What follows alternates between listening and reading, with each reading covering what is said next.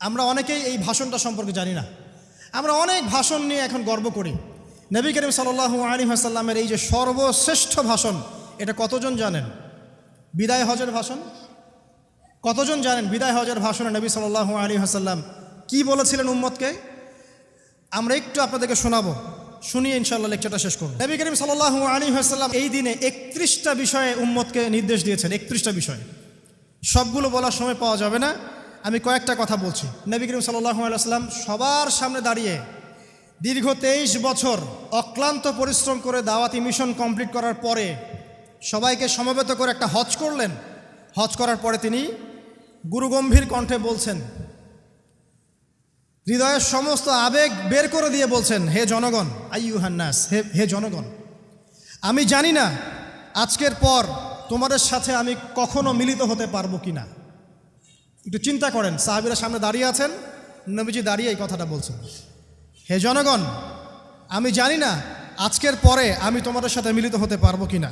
অতএব যে ব্যক্তি আজকে আমার এই কথাগুলোকে স্মরণ রাখবে, সে যেন অন্যের কাছে এই কথাগুলো পৌঁছে দেয়। হতে পারে যার কাছে পৌঁছে দেওয়া হচ্ছে সেই এই কথাগুলোকে বেশি সংরক্ষণ করতে পারবে। আল্লাহ পাক তার প্রতি রহম করুন যে আমার এই কথাগুলোকে অন্যের কাছে পৌঁছে দিবে। নবীজির ভাষণ। এরপর নবীজি বলছেন, জেনে রাখো নিশ্চয়ই তোমাদের পরস্পরের, মুসলিমদের পরস্পরের সম্পদ, পরস্পরের রক্ত, পরস্পরের এই যে জান মাল ইজ্জত, এগুলো একে অপরের জন্য হারাম। মুসলিমদের পরস্পরের রক্ত, পরস্পরের ইজ্জত সম্মান একে অপরের জন্য হারাম, এর হানি করা একে অপরের জন্য হারাম। ঠিক যেমন আজকের এই দিন হারাম, এই শহর হারাম, এই মাসও হারাম। নবী করিম সাল্লাল্লাহু আলাইহি ওয়াসাল্লাম বলছিলেন, জেনে রাখো 3টা বিষয়ে যেন তোমাদের অন্তর কখনো খেয়ানত না করে। 3টা বিষয়ে তোমাদের অন্তর যেন কখনো খেয়ানত না করে।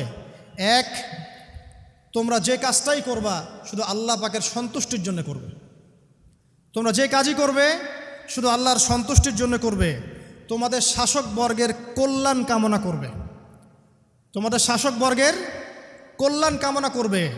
3 নাম্বার, মুসলিমদের জামাতকে আঁকড়ে ধরে রাখবে, মুসলিমদের ইউনাইটেড কমিউনিটিকে আঁকড়ে ধরে থাকবে। এই 3টা বিষয় পালনের ক্ষেত্রে তোমাদের অন্তর যেন খেয়ানত না করে। এদিন সূর্য ঢলে যাওয়ার পরে নবী সাল্লাল্লাহু আলাইহি ওয়াসাল্লাম আরও বললেন, শুনে রাখো হে মানব জাতি, এটা ভালো করে শোনেন, শুনে রাখো হে মানব জাতি, নিশ্চয়ই আমি মুহাম্মদ সাল্লাল্লাহু আলাইহি ওয়াসাল্লাম জাহেলি যুগের যত কুপ্রথা আছে সমস্ত কুপ্রথাকে আমার পায়ের তলে পিষ্ট করে গেলাম। জাহেলি যুগে কি ছিল ভাই?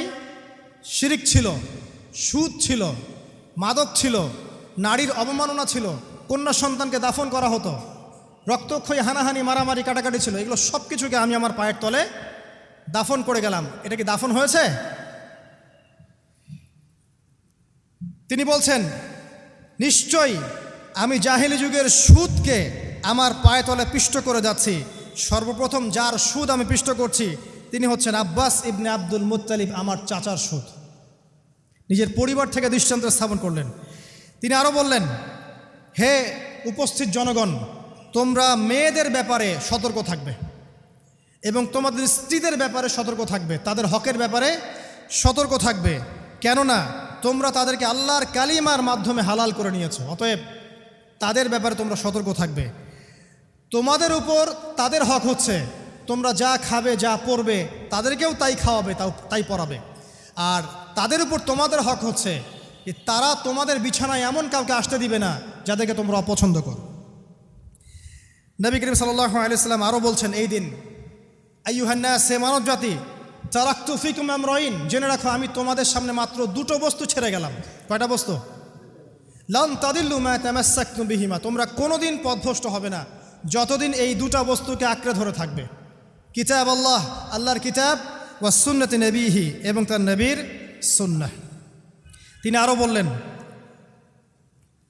আল মুসলিম, জেনে রাখো প্রকৃত মুসলিম সে ব্যক্তি, মান সালিমাল মুসলিমুনা মিন লিসানিহি ওয়া ইয়াদিহি, যে ব্যক্তির হাত এবং জবান থেকে অন্য মুসলিম নিরাপদ থাকে সেই ব্যক্তি হচ্ছে প্রকৃত মুসলিম। আল মুহাজির, আর প্রকৃত মুহাজির সে ব্যক্তি, মান হাজারা মা নাহাল্লাহু আন, আল্লাহ পাক যা নিষেধ করেছেন সেখান থেকে যে দূরে থাকে সেই ব্যক্তি প্রকৃত মুহাজির, মানে হিজরতকারী। তিনি আরও বললেন, মনে রেখো আমি তোমাদের সবার আগে হাউজে কাউসারে চলে যাব, সুবহানাল্লাহ, এবং সেখানে আমি তোমাদের জন্য অপেক্ষা করতে থাকব।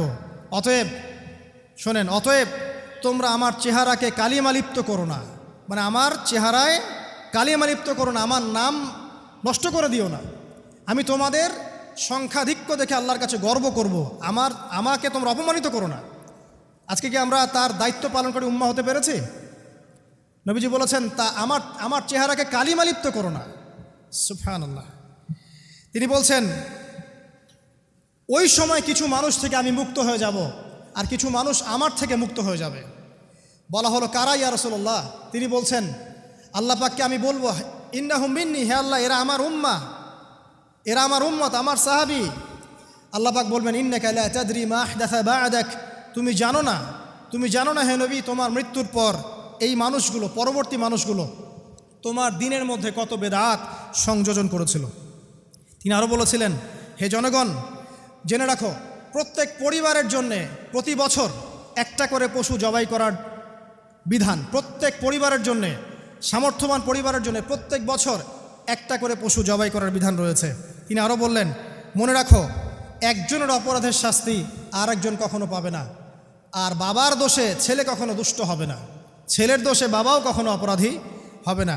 তিনি আরও বললেন, জেনে রাখো হে মানব জাতি, নিশ্চয়ই শয়তান এই বিষয় থেকে নিরাশ হয়ে গেছে যে তোমরা শয়তানের ইবাদত করবে। শয়তান নিরাশ হয়ে গেছে, কিন্তু শয়তান নিরাশ হয়নি একটা বিষয় থেকে, যে তোমরা একে অপরে হানাহানি, কাটাকাটি, ফিতনা, ফাসাদে ব্যস্ত থাকবে, যেমনটা এখন আমরা করছি। আমরা কিন্তু সরাসরি কখনো শয়তানের ইবাদত করছি কিন্তু মুসলিমরা এখন পরস্পরে হানাহানি, কাটাকাটি, ফাসাদে লিপ্ত আছে। তিনি আরও বললেন যে একজন মুসলিমের জন্য হালাল নয় অন্য মুসলিমের সম্পদ আত্মসাৎ করা, যতক্ষণ না সে স্বেচ্ছায় খুশি মনে তোমাকে সম্পদ প্রদান করে। অতএব তোমরা একে অপরের প্রতি জুলুম করবে না। তিনি আরও বললেন, সাবধান, আমার ইন্তেকালের পরে তোমরা একে অপরের গর্দান উড়িয়ে কাফের হয়ে যেও না। সাবধান, আমার ইন্তেকালের পর তোমরা একে অপরের গর্দান উড়িয়ে কাফের হয়ে যেও না। তিনি আরও বলেছেন, একজন মুসলিম আরেকজন মুসলিমকে গালি দিতে পারে না। যদি একজন মুসলিম আরেকজন মুসলিমকে গালি দেয়, এটা হচ্ছে ফাসেকি, এবং একজন মুসলিম যদি আরেকজন মুসলিমের সাথে যুদ্ধ করে, এটা হবে এক প্রকার কুফরি। তিনি আরও বলেছেন, হে জনগণ, জেনে রাখো, আমার পরে কোনো নবী নেই, আর আমার পরে তোমরা ব্যতীত আর কোনো উম্মতও নেই। এর চেয়ে স্পষ্ট কথা হতে পারে? আমার পরে কোনো নবী নেই, আর আমার পরে তোমরা ছাড়া কোনো উম্মতও নেই। তাহলে আমরা যখন নতুন নতুন নবী বানিয়ে নিচ্ছি, কোনো ক্ষেত্রে বলছি একজন ব্যক্তি ছিলেন, সে নিজে ঈসাও ছিল, সে মাহদিও ছিল, সে নবীও ছিল, নাউযুবিল্লাহ। এবং দিন দিন মানুষ এই খাতায় নাম লিখাচ্ছে, সুবহানাল্লাহ। সর্বশেষ তিনি বললেন যে, যদি তোমাদের উপরে, হে মানব জাতি, জেনে রাখো, যদি তোমাদের উপরে একটা নাক কাটা কালো কুৎসিত কোনো আমির বা শাসকও চলে আসেন, এবং সে যদি তোমাদেরকে আল্লাহর রাস্তায়, আল্লাহর কিতাব সুন্নাহ অনুযায়ী পরিচালিত করেন, তোমরা অবশ্যই তার আনুগত্য করবে, তার বিরুদ্ধে বিদ্রোহ করবে না, তার আনুগত্য করবে। জেনে রাখো, শেষে তিনি বলেন, জেনে রাখো হে মানব জাতি, আজকে থেকে কুল্লুকুম মিন আদম, তোমরা সবাই আদম সন্তান, ও আদামু মিন তুরাব, আর আদম হচ্ছে মাটির সন্তান। আরবের উপর অনারবের, অনারবের উপর আরবের, সাদার উপর কালোর, কালোর উপর সাদার, লালের উপর কালোর, অথবা কালোর উপর লালের কোনো রকম প্রাধান্য নাই। ইল্লা তাকওয়া, শুধু তাকওয়া ব্যতীত। যে ব্যক্তি বেশি মুত্তাকি, সে আল্লাহর কাছে বেশি মর্যাদার অধিকারী হবে ইনশাআল্লাহ তাআলা। সর্বশেষ তিনি আঙ্গুলটা উঁচু করলেন, নিজের শাহাদাত আঙ্গুলি উঁচু করে আকাশের দিকে তাকালেন, এরপর জনগণের দিকে তাকালেন, তাকিয়ে বললেন যে, তোমাদের ব্যাপারে, হে জনগণ, তোমাদের ব্যাপারে আমাকে আল্লাহ জিজ্ঞাসা করবেন, ফামা আনতুম কাইলুন, তোমরা ওই সময় কি বলবে আমার সম্পর্কে? তখন সাহাবীরা বললেন, আমরা বলবো যে আপনি বাল্লাগতা রিসালাতাক, আপনি আপনার রিসালাত পৌঁছে দিয়েছেন, ওয়াজ্জা আমানাতাক, আপনার আমানত পূর্ণ করেছেন, ওয়া নাসাহতা উম্মাতাক, এবং আপনি আপনার উম্মতকে নসিহত করেছেন। সুবহানাল্লাহ। এরপরে তিনি আকাশের দিকে তাকিয়ে বললেন, আল্লাহুম্মা ফাশহাদ, হে আল্লাহ আপনি সাক্ষী থাকেন, আল্লাহুম্মা ফাশহাদ, হে আল্লাহ আপনি সাক্ষী থাকেন, আল্লাহুম্মা ফাশহাদ, হে আল্লাহ আপনি সাক্ষী থাকেন যে আমি আমার দায়িত্ব পৌঁছে দিয়েছি। এরপরে নাজিল হলো, আল ইয়াউমা আকমালতু লাকুম দীনাকুম ওয়া আতমামতু আলাইকুম নি'মাতি ওয়া রাদিতু লাকুমুল ইসলামা দীনান। এই হলো বিদায় হজ। আজকের এই আরাফার প্রেক্ষাপট আমরা কতজন এটা নিয়ে চিন্তা করেছি? 1 মিনিট একটু বলে শেষ করি। দেখেন, শেষ ওসিয়ত যেগুলো হয় মানুষের, এটা খুব হৃদয় বিদারক হয় না? বাবা ইন্তেকাল করছেন, সন্তানের জন্য ওসিয়ত করে যাচ্ছেন, মাকে দেখিস ইত্যাদি ইত্যাদি, হৃদয় বিদারক হয় না? মানুষ সারা জীবন মনে রাখে না? বাট আমরা আমাদের এই ন্যাশন, এই উম্মা, নবী সাল্লাল্লাহু আলাইহি সাল্লাম উম্মা বলে আমরা যারা দাবি করছি, আমাদের মধ্যে বেশিরভাগ মানুষ নবী সাল্লাল্লাহু আলাইহি সাল্লামের শেষ এই নসিহতগুলো ভুলে গেছি আমরা। নসিহতগুলোর মধ্যে সবচেয়ে ইম্পর্ট্যান্ট ছিল শিরক থেকে দূরে থাকা, সুদ থেকে দূরে থাকা, মুসলিম ভেদাভেদ না করা, শাসকের কল্যাণ কামনা করা, বিদ্রোহ না করে শাসককে উত্তম নসিহত করা। এবং আরেকটা হাদিসে তিনি বলেছিলেন 5 ওয়াক্ত সালাত আদায় করবে, সাওম পালন করবে, রমজান মাসে সাধ্যমতো সাদাকা করবে, মুসলিমদের জামাত আঁকড়ে ধরবে, ইনশাল্লাহ হাসতে হাসতে জান্নাতে প্রবেশ করবে। আও কামা ক্বালা আলাইহিস সালাম। জাহেলি যুগের সমস্ত প্রথা ছেড়ে দেওয়া ছিল আজকের দিনের মূল মর্ম, আমরা ছাড়তে পারছি না। সুদ ছেড়ে দেওয়া ছিল মূল মর্ম, ছাড়তে পারছি না। শিরক থেকে বের হতে পারছি না। বেদাতীদের ব্যাপারে ধমক দেওয়া হয়েছে, বেদাত ছাড়তে পারছি না। খেয়াল করে দেখেন, মুসলিম হানাহানি কাটাকাটি এখনও ছাড়তে পারছি না। ইভেন ধর্মতাত্ত্বিকভাবেও আমরা বহু দল এবং উপদলে বিভক্ত হয়ে গেছে, কারো সাথে কারো ঐক্য নাই।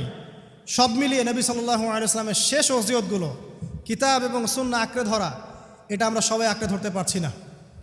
আজকের এই দিবসগুলো এই জন্যই আল্লাহ পাক বারবার ফিরিয়ে দেন, যাতে করে এগুলো নিয়ে আলোচনা হয়, আমরা এগুলো জানতে পারি এবং আমল করতে পারি, এই চেতনাগুলো লালন করতে পারি, নিজেরাও শিখি, পরিবারকেও শেখাই, আগামী প্রজন্মকেও শেখাই ইনশাআল্লাহ তাআলা। আশা করছি ইনশাআল্লাহ আমরা যদি নাও পারি, একসময় এমন একটা প্রজন্ম আসবে যারা নবী সাল্লাল্লাহু আলাইহি ওয়াসাল্লামের উম্মার মতো উম্মাহ হবে ইনশাআল্লাহ।